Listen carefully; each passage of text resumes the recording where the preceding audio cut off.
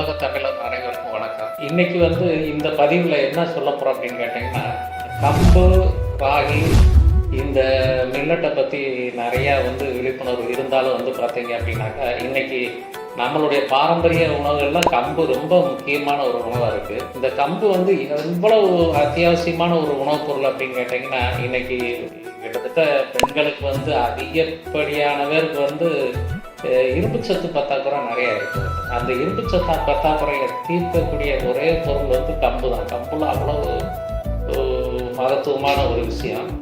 இதை கம்மங்கூழாக சாப்பிடும்போது பார்த்தீங்கன்னா, நம்ம பாரம்பரிய உணவுகள்லாம் கம்மங்கூழாக சாப்பிடும்போது கோடை காலங்களில் மிகப்பெரிய ஒரு வரப்பிரசாதம் தான் சொல்லணும். அது நீங்கள் சாப்பிட்டு பார்த்தீங்கன்னா தான் தெரியும்.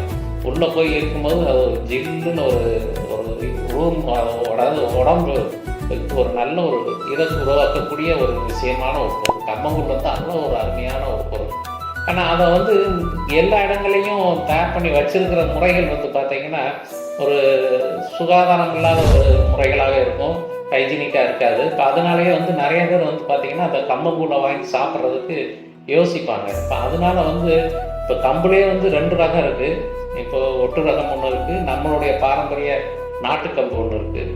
இப்போ அந்த நாட்டுக்கம்பில் நாங்கள் இப்போ என்ன செஞ்சுருக்கோம் அப்படின்னா, இந்த கம்மங்கூழ் மாவு முருங்கை சால்ட்டு கொடுத்துருக்குறோம்.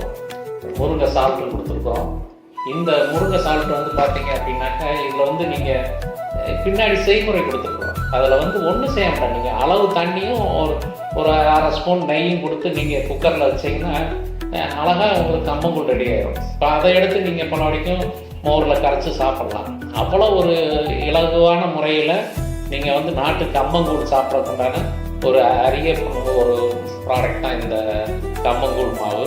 இந்த கம்மங்கூழ் மாவை பற்றி இன்னும் சரியான ஒரு விழிப்புணர்வில் நீங்கள் என்னென்னா, இப்போ உங்களுக்கு தேவையான அளவுக்கு மாத்திரம் நீங்கள் அந்த கம்மங்கூழ் தயார் பண்ணிக்கலாம். அப்படி ஒரு ப்ராடக்ட். நன்றி.